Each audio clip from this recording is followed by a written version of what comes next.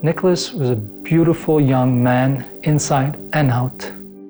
When he spoke, we'd listen because we knew it had meaning. We knew he was a big-hearted person, very sensitive as an individual as well, yet ferocious as a competitor.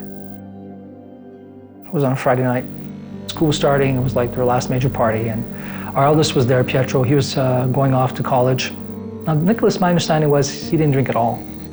Around 3:30 in the morning, the party ended. Nicholas was offered a few rides by some of his friends, but he refused. He said, no, I'm gonna walk home.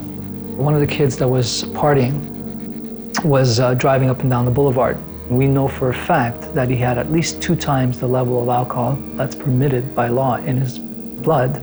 And he decided to make his way back towards our street. And in so doing, he lost control of his vehicle and ended up running Nicholas over.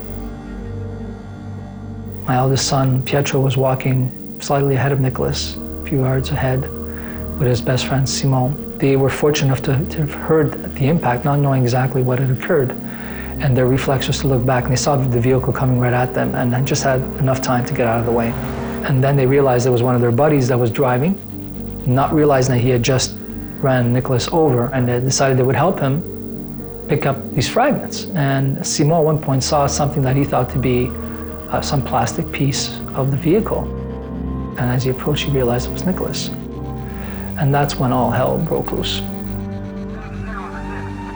Police and ambulance came. My eldest son, Pietro, started CPR right away on Nicholas, and he literally saw his brother take his last breaths. It was not before 6:30 that the doorbell rang in our home. Walked downstairs, opened the door, and there's 2 police officers in uniform standing in front of me, and opening the door, the first thing they say is, Mr. Antonelli, there was an accident. Nicholas is at the hospital, and he's passed away. My wife went to the hospital to first identify Nicholas. I didn't want to go. I was scared. I didn't want to have the wrong images of him. I finally did, and he was covered, but you saw that, I could see his face, his upper body, but I saw that there was like a dent.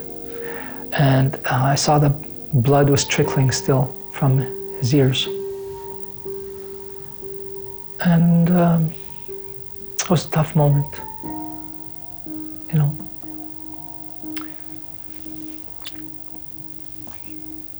A few hours before, he was a beautiful young man. I wanted to take him in my arms.